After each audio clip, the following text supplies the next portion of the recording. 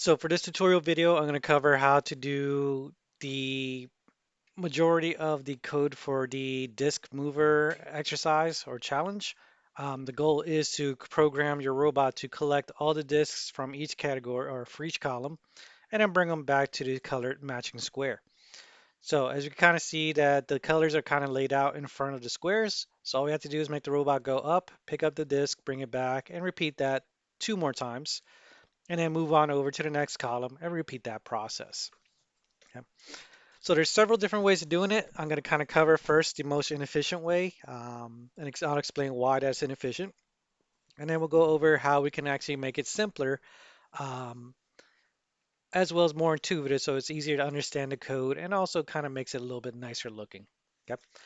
So on our map, we kind of see it as grid squares. Each square is about 200 millimeters in distance. So we can kind of see the distance or calculate the distance by counting out the number of spaces we need to go to get to the disk. And then we activate a mechanism, the magnet, and pick up the disk and then bring it back the same distance that we traveled. Okay. So for the first one, I'm going to go up 1, 2, 3, 4 squares. Okay. So that's going to be 4 times 200. So it'll give me a 800 millimeters. So I'm going to run my code to double check that. So that's working fine.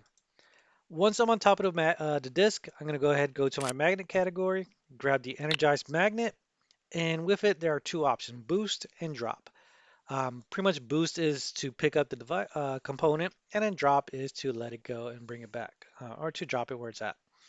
So we're going to go ahead and pick up the device by using boost, and then we're going to go backwards the same distance that we traveled forward, so 800 millimeters.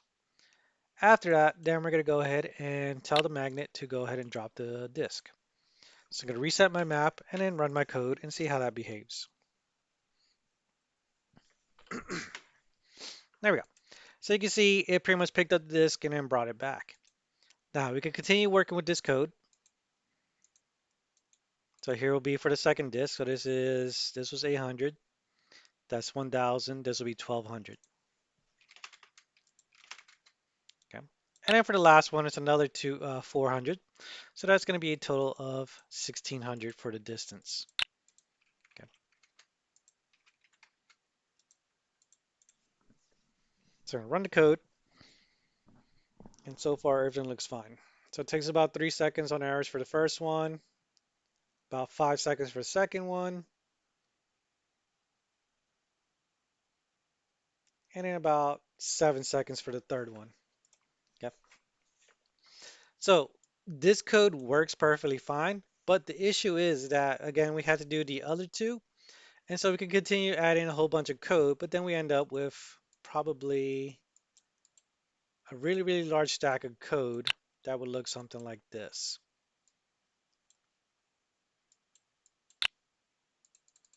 Okay. So as you can kind of see, that's a lot of code. And we can actually make this simpler. Get rid of those. And pretty much that's done by looking at the identifying any patterns that we have with our code. So pretty much the code is just drive forward, pick up the magnet, go backwards, and then drop the magnet and repeat that. But the only thing that we change up is the distance. Okay. So the distance is actually just, multiples of 400. So the second one, or the first disk is we traveled the distance twice. The third disk, we traveled the distance 3 times. And then the last one, we travel 4 times. Okay. So to make life simpler, we're going to go ahead and use a repeat command. And what's all this stuff? Get that out of here. And again, we're going to repeat this about 4 times. But the big thing is, as I said before, we had to change the distance that travels. So then it goes back and forth, it increases the distance. So this can be done using basic algebra. As mentioned before, each square is about 200, or each trip is about a difference of 400 millimeters. So what we have to do is we take 400, which is the distance from one disk to the next one, and then we increase it by however many times we've completed this trip. Okay. So with that, we're going to create a new variable. So I'll just use my variable for now. And then what I'm going to do is I'm going to grab the one that says set my variable. So at the beginning of the code outside of the repeat command, I'm going to tell it to change that variable to 1. Okay. Now my distance, as I said before, for each check, which I'll call a checkpoint, is about 400 millimeters. And the distance increases by however many times we've completed our trip. Okay. So I'm going to add a math operator into my function or my code, and it's going to be the 0 plus 0, but we're going to multiply the distance of each checkpoint, which is 400, times the number of trips that we created. In this case, it's going to be called my variable. Yep.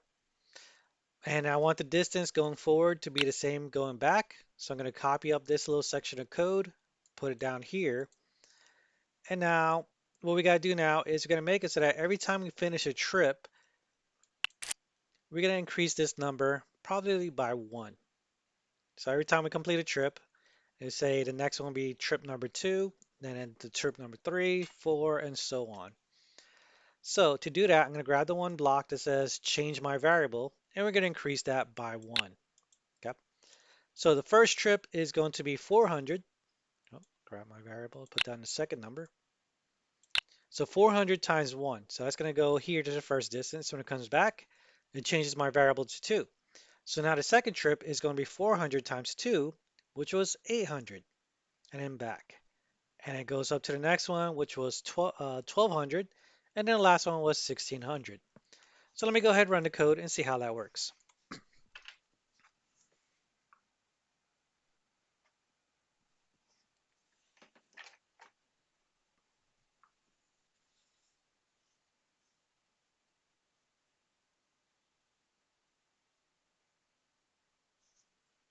All right.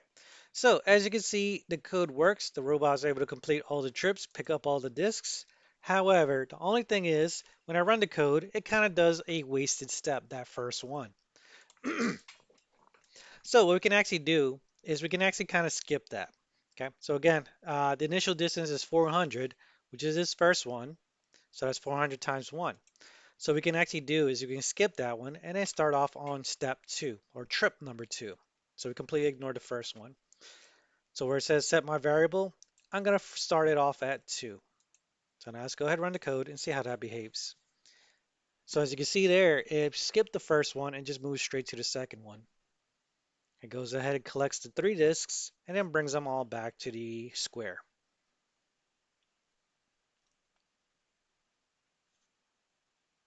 Nope. However, there is one more change I got to do. So in this case, it skipped the first one, but it kind of moved it over to the end. So what I'm going to do now, instead of doing 4 times, I'm just going to tell it to run the code 3 times. So let's see how that works.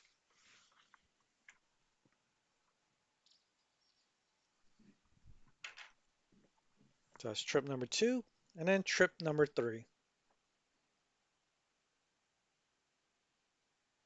Once it gets to the last block or the last disk, it stops. Okay. So that's going to be the first phase of this code. So as you can see here, got all the disks. Now, what we got to do is we're going to make it so that the next part of the code is to have the robot move on over. But before we do that, we're going to introduce the concept of algorithms.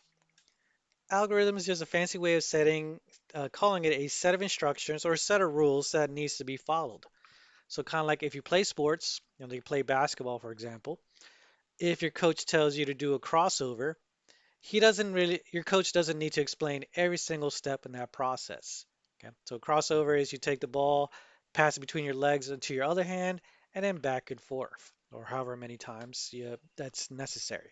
Okay, so the coach knows that what a crossover is, you know what a crossover is, so there's really no need to explain in detail every single time. So that's why we give it a name, so that way it makes things, cuts down on explanation. So in programming, we can do the same thing with algorithms. In this case, though, however, the coding blocks, we use what are called events. So I'm going to go to my logic category, and I'm going to go to where it's called events. And so we have these yellow blocks. Yeah, when started, when I receive my event, broadcast my event, and then broadcast my event and wait. Okay. So this sequence of code is to collect all the disks. So what I'm going to do is going to grab the block that says when I receive my event, and I'm going to call it something else. So in this case, I'll call it pickup. So this is what the robot is going to receive this set of instructions is going to be called pickup. So now when I go to my when started, I'm going to tell it to run the event or broadcast the event pickup. So now, even though we see this, the robot sees that, we don't have to tell it exactly what does pickup mean every single time because that is explained over here in this section. So even though they're separate, when I run the code, it behaves the same exact way.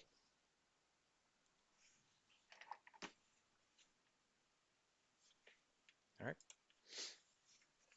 Now, the other thing also is that you're going to see there's two broadcast commands.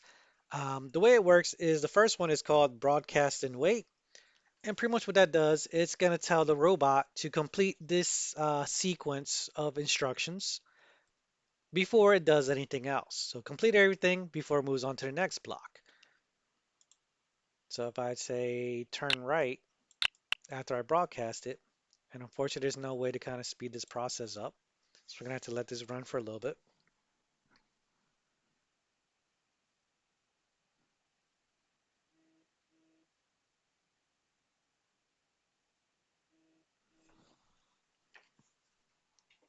It turns right as soon as it's done.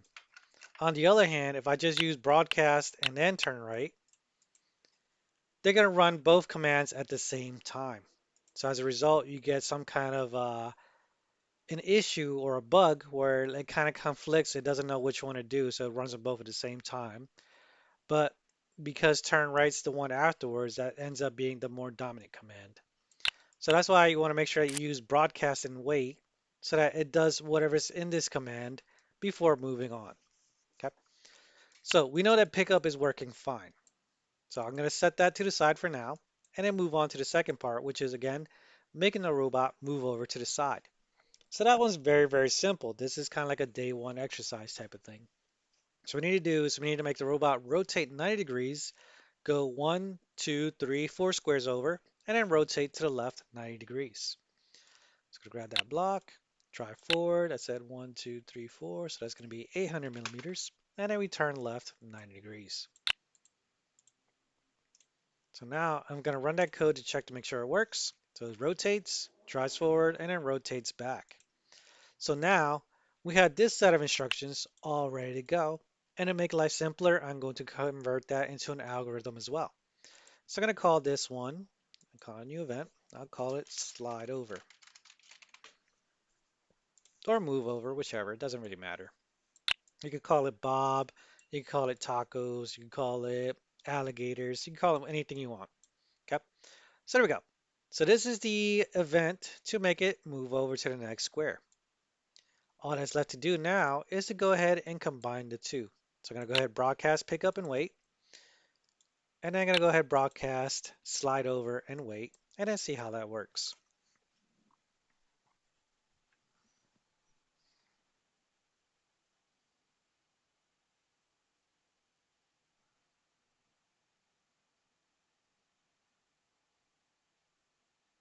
Okay, so it's completed pickup. Now it's going to slide on over, and now it is ready to repeat the next set of commands.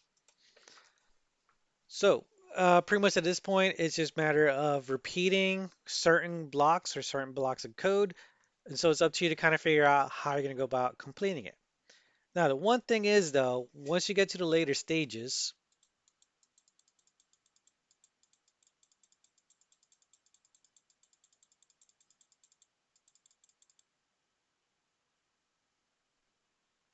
now one of the issues they may come towards the end once you kind of figure out how to make it repeat is that you may end up crashing against the wall. So what you need to do is you need to modify your code so that once it completes all three, instead of going to the right, crash on the wall, you're going to modify so that the robot goes back to where it first started off. So it's going to turn left, go all the way over to the blue side, turn to the right so it's facing upwards, and then complete the sequence. Okay. So that part of the challenge that's going to be up to you, but the foundation of the code is pretty much there to get you started. Okay. So again, this is the algorithm to tell the robot to pick up the disks for each column. This is the algorithm for it to move over to the next group. And then this is the main code where we kind of just took those instructions, put them right there.